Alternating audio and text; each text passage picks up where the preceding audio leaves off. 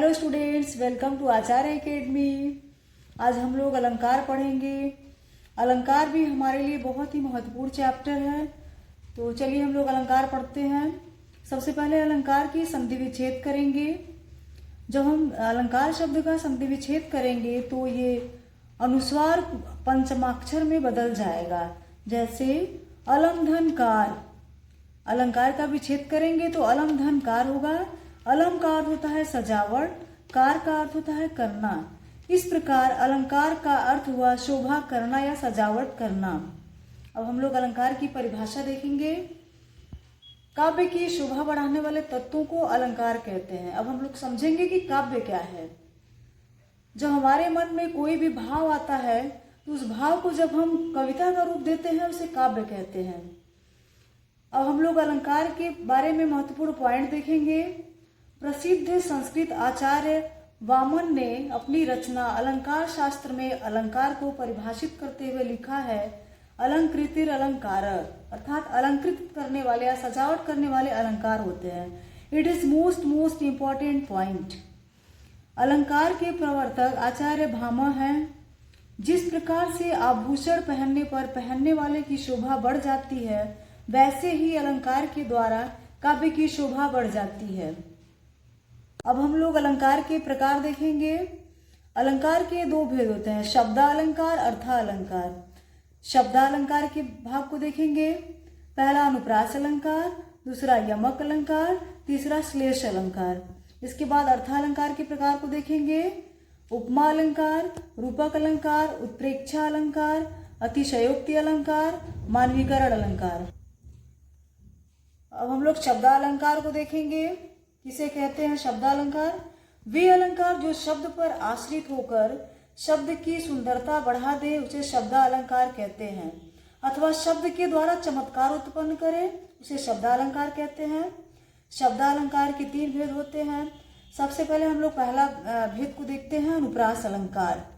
अनुप्रास अलंकार, इसका ट्रिक है वर्णों की आवृत्ति, क्योंकि इसमें वर्णों की आवृत्ति होती है।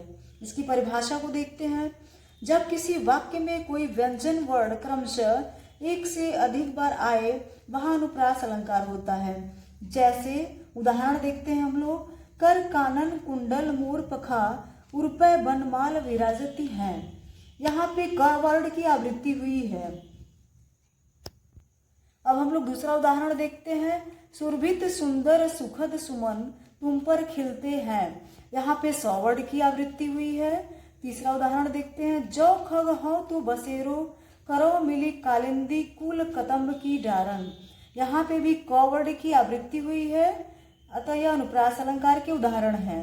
इसके बाद हम लोग यमक अलंकार को देखते हैं। इसमें भी शब्दों की आवृत्ति होती है। यमक अलंकार में शब्दों की आवृत्ति होती है। अब परिभाषा को देखते हैं। जब किसी वाक्य में कोई शब्द एक से अधिक बार आए किंतु उसके अर्थ में भिन्नता हो वहां यमक अलंकार होता है। इसके उदाहरण को देखते हैं। अब हम लोग यमक अलंकार के उदाहरण देखेंगे। कनक कनक ते 100 गुनी मादकता अधिकाय, वा खाए बौराय जग वा पाए बौराय। यहाँ पे कनक शब्द के दो अर्थ हैं। पहले कनक शब्द का अर्थ है धतूरा, दूसरे कनक शब्द का अर्थ है सोना। अर्थात दोनों ही वस्तुएं यदि मनुष्य के पास बहुत अधिक मात्रा में हो जाती हैं तो अपना विवेक। अब हम लोग श्लेष अलंकार को देखेंगे। श्लेष का अर्थ होता है चिपका हुआ। अब इसकी परिभाषा को देख लेते हैं। जब एक शब्द एक ही बार आए किंतु उसके अर्थ एक से अधिक हो उसे श्लेष अलंकार कहते हैं। अब हम लोग श्लेष अलंकार के उदाहरण को देखते हैं। चरण धरत चिंता करत चितवत चार मोर, सुवर्ण को खोजत फिरत कवि व्यभिचारी चोर। यहाँ पे सुवर्ण शब्द के तीन अर्थ हैं। पहले सुवर्ण शब्द का अर्थ है कवि के लिए सुंदर वर्ण, दूसरे सुवर्ण शब्द का अर्थ है व्यभिचारी के लिए सुंदर स्त्री, तीसरे सुवर्ण शब्द का अर्थ है चोर के लिए सोना। अब हम लोग श्लेष अलंकार के दूसरे उदाहरण को देखेंगे। रहीमन पानी राखिए बिन पानी सब सून, पानी गए न उबरे मोती मानुष चून। यहाँ पे पानी शब्द के तीन अर्थ हैं।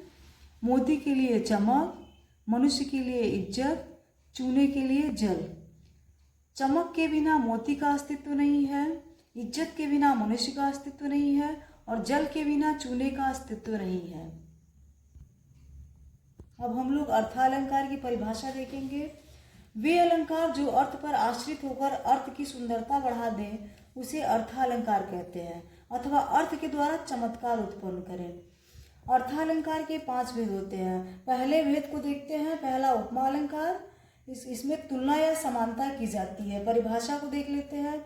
जहाँ पहली वस्तु की तुलना दूसरी वस्तु से की जाती है वहाँ उपमा अलंकार होता है, अथवा जब उपमेय की तुलना उपमान से की जाए वहाँ उपमा अलंकार होता है। इसकी विशेष पहचान को देखते हैं कि कैसे इसको पहचानेंगे। सा, सी, से, सो, सम, सरिस, समान इत्यादि के द्वारा हम उपमा अलंकार की पहचान करेंगे। अब हम लोग उपमा अलंकार के अंगों को देखते हैं। उपमा अलंकार के 4 अंग होते हैं। पहला उपमेय। उपमेय किसे कहते हैं? जिसकी तुलना की जाए उसे उपमेय कहते हैं। दूसरा उपमान, जिससे तुलना की जाए उसे उपमान कहते हैं। तीसरा साधारण धर्म या समान धर्म। अब धर्म क्या होता है? धर्म का अर्थ होता है गुण। ऐसा गुण जो उपमेय और उपमान दोनों में पाए जाते हैं उसे साधारण गुण या समान गुण कहते हैं। जैसे रानी रति के समान सुंदर है। रानी क्या है? उपमेय। रति क्या है? उपमान। समान क्या है? वाचक शब्द। सुंदर क्या है? गुण धर्म। अब हम लोग वाचक शब्द को पढ़ेंगे कि वाचक शब्द क्या है। ऐसे शब्द जो उपमा की पहचान कराते हैं वाचक शब्द कहलाते हैं। जैसे सीता का मुख चंद्रमा के समान सुंदर है। इसमें वाचक शब्द है समान। मुख क्या है? उपमेय। चंद्रमा क्या है? उपमान। सुंदर क्या है? साधारण धर्म या गुण। हम लोग उपमा अलंकार का उदाहरण देखते हैं। हंसमुख हरियाली हिम आतव, सुख से अलसाए सोए से शब्द वाचक शब्द है। दूसरा उदाहरण देखते हैं। पछतावे की परछाई सी, तुम उदास छाई हो कौन, दुर्बलता की अंगड़ाई सी, अपराधी सी भय से मौन। यहाँ पे सी शब्द वाचक शब्द है। तीसरा उदाहरण देखते हैं। कोटि कुलिस समवचन तुम्हारा, व्यर्थ दरहु धनुबान कुठारा। यहाँ पे सम शब्द वाचक शब्द है। यह लक्ष्मण और परशुराम के बीच का संवाद है। जब सीता स्वयंवर में परशुराम जी पहुँचते हैं तो उनको देख कर के लक्ष्मण जी कहते हैं कि आपका वचन ही करोड़ों कुल्हाड़ियों के प्रहार के समान है। आप हे प्रभु, आप धनुष और बाण उठाकर क्या करेंगे। अब हम लोग रूपक अलंकार की परिभाषा को देखते हैं। इसमें भेद रहित आरोप होता है। फिर परिभाषा को देखते हैं। जहाँ उपमेय में उपमान का भेद रहित आरोप हो वहाँ रूपक अलंकार होता है, अर्थात उपमेय को ही उपमान मान लिया जाए। इसके उदाहरण को देखते हैं। चरण कमल बंदो हरिराई। यहाँ पर हरि के चरणों में कमल का आरोप है। दूसरा उदाहरण देखते हैं। माया मैं तो चंद्र खिलौना लय हूँ। यहाँ पर चंद्रमा में खिलौने का आरोप कर दिया गया है, इसलिए यहाँ रूपक अलंकार है।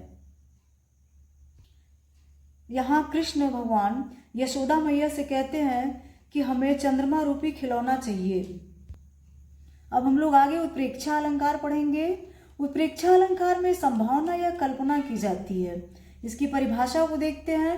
जहाँ उपमेय में उपमान की संभावना या कल्पना की जाती है वहाँ उत्प्रेक्षा अलंकार होता है।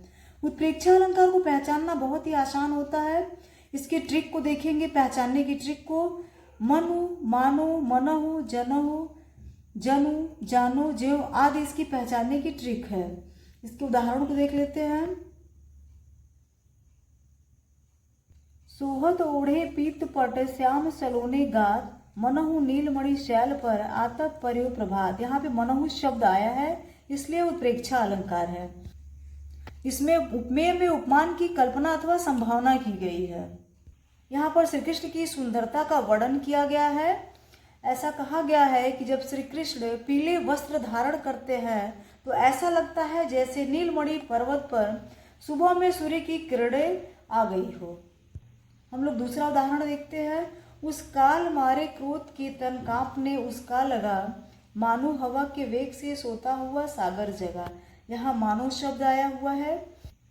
उपमेय में उपमान की संभावना अथवा कल्पना की गई है। इसमें अर्जुन के क्रोध का वर्णन किया गया है। अतिशयोक्ति अलंकार की परिभाषा को देखेंगे। जब किसी बात का बहुत ही चढ़ा बढ़ा कर वर्णन हो वहाँ पर अतिशयोक्ति अलंकार होता है। अब हम लोग उदाहरण को देखेंगे। पानी परात के हाथ छू नहीं, नैनन के जल से पग धोए। जब श्री कृष्ण सुदामा से मिलते हैं तो उनकी दीन दशा को देख के उनकी आंखों में आंसू आ जाता है। तो इसी बात को इसमें बहुत ही बढ़ा चढ़ा करके बताया गया है कि पानी परात के हाथ छुओ नहीं, नैनन के जल से पग धोए।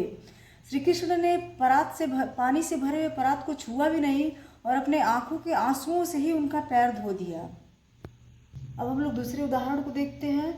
हनुमान की पूंछ में लग्न पाई आग, सारी लंका जल गई, गए निशाचर भाग। इसमें बताया गया है कि हनुमान जी जब राम का संदेश लेकर लंका जाते हैं तो वहाँ पे पूरी लंका को जला देते हैं और उनकी पूंछ में आग ही नहीं लगी होती।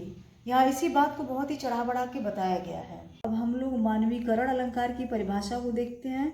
जैसे नाम से स्पष्ट है, मानवीकरण मतलब मानव के गुण। इसकी परिभाषा को देखते हैं। निर्जीव वस्तु में मानव के भाव को व्यक्त करना मानवीकरण अलंकार कहलाता है। उदाहरण देखते हैं। दिवावसान का समय, मेघमय आसमान से उतर रही है, संध्या सुंदरी परी सी धीरे धीरे। यह सूर्यकांत त्रिपाठी निराला की रचना है। इसमें संध्या को सुंदरी के रूप में बताया गया है। दिवावसान का समय, दिन समाप्त हो रहा है, मेघमय आसमान से उतर रही है, संध्या सुंदरी परी सी धीरे धीरे। आसमान में बादल छाए हुए हैं और संध्या रूपी सुंदरी परी के जैसे धीरे धीरे उतर रही है। इसमें संध्या के समय के अंदर मानवीय गुणों को दिखाया गया है, इसलिए यह मानवीकरण अलंकार है। अब हम लोग दूसरा उदाहरण देखते हैं। मेघ आए बन ठन के संवर के। यह सर्वेश्वर लाल सक्सेना की रचना है। इसमें मेघों के द्वारा मानवीय गुणों को दिखाया गया है, जैसे बन ठन के, संवर के, ये सब मानवीय गुण हैं। आज के लिए इतना ही। अगले वीडियो में मैं रस लेके आऊँगी। यदि ये वीडियो अच्छी लगे तो लाइक और सब्सक्राइब जरूर करिएगा और शेयर भी करिएगा। धन्यवाद।